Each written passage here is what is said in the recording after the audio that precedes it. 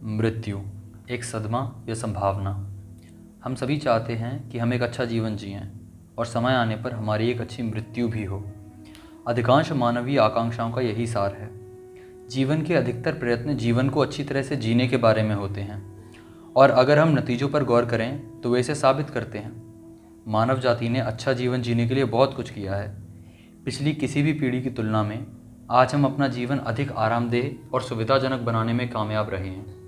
लेकिन जब भी मृत्यु की बात आती है तो यह नहीं कहा जा सकता कि इस मामले में हम किसी भी तरह अपने पूर्वजों से बेहतर हैं। ऐसे बहुत से तथ्य हैं जो बताते हैं कि इंसान जीवन को बेहतर ढंग से जीने में सफल तो रहा है पर मरने में नहीं। इसका मूल कारण यह है कि हम मृत्यु को कभी उतना महत्व नहीं दिया जितना जीवन को दिया है। विश्व में हर जगह जीवन का जश्न मनाया जाता है और मृत्यु का शोक। जीवन को सफलता के रूप में देखा जाता है तो मृत्यु को एक विफलता के रूप में। जीवन के लिए शोर है तो मृत्यु के लिए मौन। क्या यह विचित्र नहीं है कि जीवन अनित्य है, क्षणिक है, पर मृत्यु नहीं? फिर भी दुनिया में मृत्यु का शोक मनाया जाता है। मृत्यु शब्द के उच्चारण मात्र से बातचीत के दौरान खामोशी छा जाती है। बच्चों को अक्सर सिखाया जाता है कि वे कभी इस शब्द को न बोलें, क्योंकि कदाचित यह भय होता है कि इस शब्द के उच्चारण मात्र को ही यमराज अपने लिए आमंत्रण न समझ लें। इतना ही नहीं, सयाने लोग भी मृत्यु के लिए अपेक्षाकृत मधुर शब्द इजाद करने की कोशिश में लगे रहते हैं, जो इस घटना के रूखेपन को ढकने की एक व्यर्थ कोशिश है। ऐसा कहा जाता है कि लोग मृत्यु के बारे में ज़्यादा नहीं जानते क्योंकि वे जीवन के बारे में ही पर्याप्त रूप से नहीं जानते। ऐसा माना जाता है कि मृत्यु लंबे जीवन के अंत में होने वाली एक छोटी सी घटना है, लेकिन एक पूरा जीवन जी लेने के बाद भी लोग जीवन से जुड़े सरल सवालों के प्रति भी अनजान रहते हैं, जैसे हम कहाँ से आए हैं और कहाँ जाने वाले हैं। ऐसे में मृत्यु को लेकर भ्रम का होना स्वाभाविक है। हालांकि इसे स्वीकार करना होगा कि आधुनिक समय में मानव जाति अपनी पुरानी सोच, जीवन ईश्वर का उपहार है और मृत्यु उसका श्राप, से वाकई काफ़ी आगे निकल चुकी है। लेकिन एक आम मानव के लिए मृत्यु आज भी एक रहस्य ही है। परंपरागत रूप से इस रहस्य से पर्दा उठाने के लिए लोग केवल धर्म की ओर देखते थे। मृत्यु से संबंधित मामलों पर आधिकारिक तौर पर कुछ कहने का हक समाज ने ओझाओं, तांत्रिकों, पंडितों व पादरियों को सौंप रखा था। पिछले कुछ 100 सालों में चिकित्सा के क्षेत्र में पूरे विश्व में बहुत सी खोजें की गईं जिनका स्वास्थ्य और मृत्यु दर पर काफ़ी असर पड़ा है। परिणाम स्वरूप लोगों ने मृत्यु से संबंधित प्रश्नों के उत्तर के लिए आधुनिक विज्ञान की ओर देखना शुरू कर दिया है। इंसान की बढ़ती औसत आयु और घटती शिशु मृत्यु दर को आधुनिक विज्ञान की सफलता के रूप में देखा गया। इस धरती पर 7.75 अरब की फलती फूलती आबादी से बेहतर आधुनिक चिकित्सा की सफलता की गवाही भला और क्या हो सकती है। विज्ञान के उत्तरोत्तर विकास के साथ आधुनिक चिकित्सा ने जीवन और मृत्यु के सभी मामलों को आधिकारिक तौर पर अपने हाथों में लेकर बाकी चीज़ों को मजबूती से दरकिनार कर दिया है। निष्पक्षता और सार्वभौमिकता के गुणों वाले आधुनिक विज्ञान ने मनुष्य को नए नज़रिए से देखने में लोगों को सक्षम बना दिया है। हालांकि आधुनिक विज्ञान ने अपनी इस सफलता के पीछे विनाश के काले धब्बे भी छोड़े हैं। आधुनिक विज्ञान द्वारा मनुष्य को संभालने का एक बड़ा परिणाम है मृत्यु का चिकित्सकीयकरण।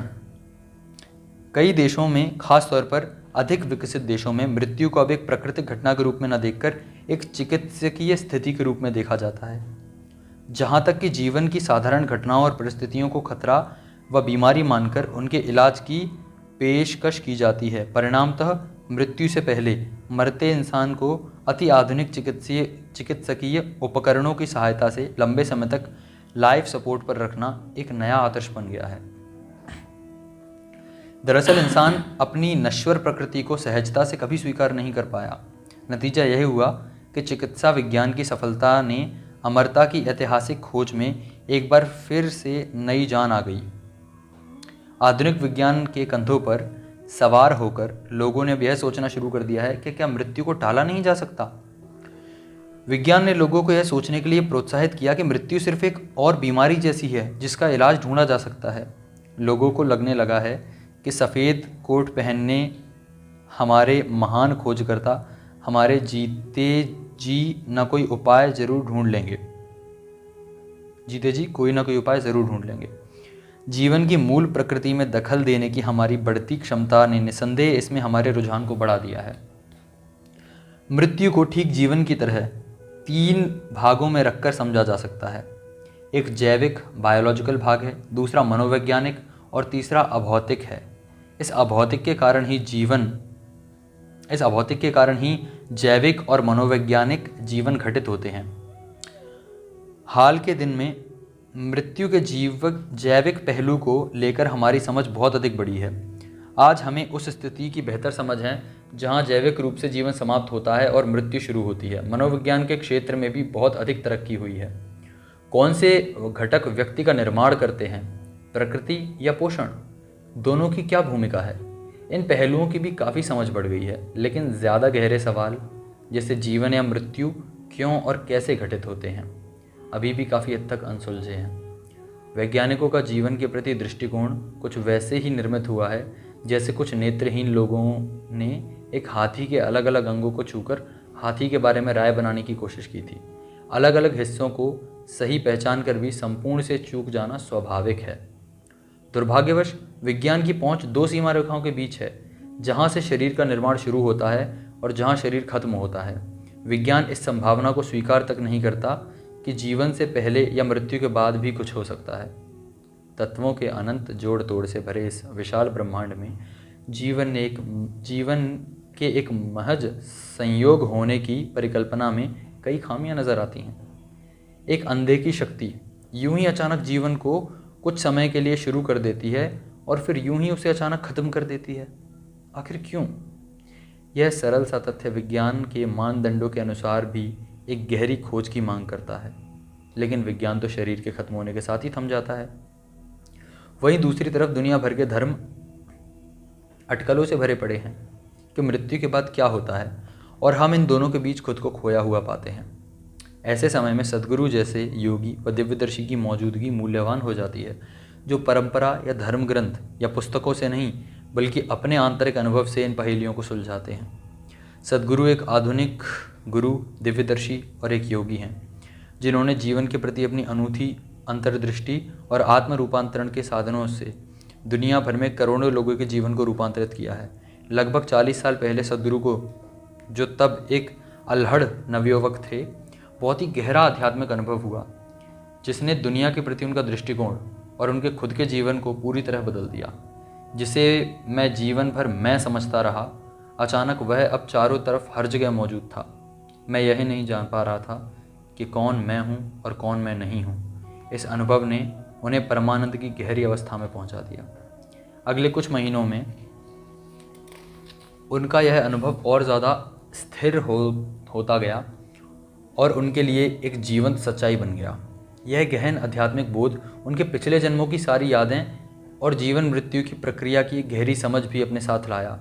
इस अनुभव ने सद्गुरु को प्रेरित किया कि वे हमारी ही तरह दुनिया को भी खुशी और परमानंद के साथ जीना सिखाएंगे और इसे साकार करने की दिशा में कदम उठाएंगे। पिछले 4 दशकों में उनके द्वारा किए गए प्रयासों ने विश्व स्तर पर एक आंदोलन का रूप ले लिया है, जिसका उद्देश्य आत्म रूपांतरण है। पर सद्गुरु को तो आमतौर पर आनंदमय जीवन का विशेषज्ञ माना जाता है, फिर उन्हें मृत्यु जैसे विषय का भी ज्ञाता कब से माना जाने लगा? क्या यह तब हुआ जब उन्हें अपने पिछले जन्म स्पष्ट रूप से याद आने लगे? क्या यह 25 साल पहले हुआ जब सद्गुरु ने पहली बार ध्यानलिंग की प्राण प्रतिष्ठा को? ध्यानलिंग बहुत से सिद्ध योगियों का सपना रहा है, जिसका बीड़ा उनके गुरु द्वारा उन्हें 3 जन्मों पहले सौंपा गया था, अपने वर्तमान जीवन के एकमात्र उद्देश्य के रूप में स्पष्ट किया। या फिर यह तब हुआ जब अनायास ही उनके आसपास कुछ लोगों में अपने पिछले जन्मों में सद्गुरु के साथ रहे संबंधों की यादें उमड़ने लगीं। यह ठीक पता नहीं, पर लोगों ने समय के साथ मृत्यु जैसे विषयों पर सद्गुरु का आश्रय लेना शुरू कर दिया। वैसे सद्गुरु मृत्यु से संबंधित विषयों पर हमेशा चर्चा नहीं करते। शायद किसी को यह भी लग सकता है कि वे इस विषय को टटोलना चाहते हैं या इससे बचने की कोशिश करते हैं। जब किसी ने गहन रहस्य को जानने के लिए सद्गुरु से पूछा, सद्गुरु मृत्यु के बाद क्या होता है, तो उसे निराशा ही हाथ लगी। ऐसे सवालों के उत्तर में वे अक्सर कह देते हैं, कुछ चीज़ों को अनुभव करने से ही बेहतर जाना जा सकता है। जिन लोगों ने यह जानना चाहा कि मृतकों से कैसे संपर्क किया जाए, उन लोगों को पहले जीवित लोगों से संपर्क बनाने की सलाह दी गई। जिन लोगों ने सोल, आत्मा के बारे में, उसके अस्तित्व के बारे में पूछा, उन्हें जवाब मिला कि सबके पास दो हैं, हर पाँव के नीचे एक सोल तलवा। फिर भी उनकी सभी शिक्षाएं और साधना मृत्यु की झलक दिए बिना पूरी नहीं होती। सद्गुरु शायद धरती पर एकमात्र व्यक्ति हैं जो भरी सभा में लोगों से बेधड़क भावहीन लहजे में मृत्यु की बातें करते हैं। कई आवासीय कार्यक्रमों के दौरान वे कार्यक्रम की शुरुआत भी इसी बात से करते हैं। फिर वे मृत्यु का प्रत्यक्ष अनुभव कराने के लिए प्रतिभागियों को एक निर्देशित ध्यान की प्रक्रिया से गुजारते हैं। वे शायद एकमात्र व्यक्ति हैं जो लोगों को मृत्यु सरीखा अनुभव देने वाली ध्यान प्रक्रिया में दीक्षित करके जीवन जीने का सहज तरीका सिखाते हैं। वे ऐसे महत्वाकांक्षी व्यक्ति हैं जो दुनिया में हर किसी को आनंदमय जीवन जीने का तरीका सिखाना चाहते हैं, पर खुद को अपने लक्ष्य से दूर पाकर व्यवहारिक कदम उठाते हुए वे यह कोशिश करते हैं कि लोग अगर अच्छी तरह से जी नहीं सकते तो कम से कम वे शांतिपूर्ण मरें।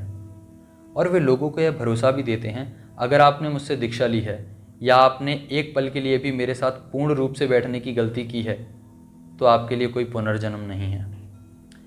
एक बार डीवीडी बनाने के मकसद से सद्गुरु के वीडियो शूट के दौरान किसी ने उनसे पूछा, ऐसा क्या है कि भारतीय संस्कृति में मृत्यु के क्षण को बड़ी पवित्रता से देखा जाता है? ऐसा क्यों है कि मृत्यु के समय को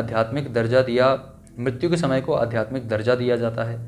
सद्गुरु ने वीडियो के विषय वस्तु से अलग हटकर एक अनोखे अंदाज में कहा कि अगर मृत्यु के पल को सही तरीके से संभाला जाए, अगर मृत्यु की उचित तैयारी की जाए, उचित मार्गदर्शन दिया जाए और उस पर कुछ बाहरी मदद भी मिल जाए, तब आध्यात्मिक अर्थों में जो चीज़ शायद पूरे जीवन काल में नहीं हुई, मृत्यु के पल में संभव हो सकती है। मेरे लिए यह किसी राज के खुलने जैसा था, जिसके पहले मैंने कभी किसी को मृत्यु का एक आध्यात्मिक संभावना बताते हुए नहीं सुना था। इसके बाद थोड़ी और चर्चा हुई, लेकिन चूंकि यह शूट किए जा रहे वीडियो की विषय वस्तु से अलग था, सद्गुरु ने इस पर ज़्यादा विस्तार से नहीं बोला। पर इससे मेरी उत्सुकता बहुत अधिक बढ़ गई। क्या सद्गुरु का यह कहना था कि मृत्यु जैसे भयानक पहलू की आड़ में भी एक बड़ी आध्यात्मिक संभावना छुपी हुई है जिससे हम पूरी तरह से अनजान हैं? अगर ऐसा है तो हमने इसके बारे में पहले क्यों नहीं सुना? इसके बारे में ज़्यादा बात क्यों नहीं की जाती? लोगों को हम इस बारे में जागरूक क्यों नहीं करते? क्या सद्गुरु इसकी तैयारी के लिए ज़रूरी मार्गदर्शन दे सकते हैं? क्या वे बाहरी मदद कर सकते हैं? बेशक वे कर सकते हैं, लेकिन क्या वे ऐसा करेंगे? क्या इस विषय पर लोगों को विस्तार से बताने के लिए उन्हें मनाया जा सकता है? बेशक सद्गुरु इसके लिए इच्छुक थे, लेकिन इस पुस्तक का संकलन उतना आसान नहीं था जितना मैंने शुरू में सोचा था। मुझे लगा था कि यह एक आसान काम होगा, क्योंकि आखिरकार अगर कोई कुछ जानता है तो उसे स्पष्ट रूप से अभिव्यक्त करने में भला क्या मुश्किल होगी। लेकिन ऐसा सोचना मेरी नादानी साबित हुई। कोई भी व्याख्या हमें अज्ञात से अज्ञात की ओर ले जाती है, और इस बार ज्ञात और अज्ञात के बीच का फासला हौसला तोड़ देने वाला था। जीवन की शानदार प्रक्रिया को सिर्फ जन्म और मृत्यु के बीच के दौर के रूप में ही नहीं देखा जा सकता, जैसा कि आधुनिक विज्ञान देखता है। यह सृष्टि की शुरुआत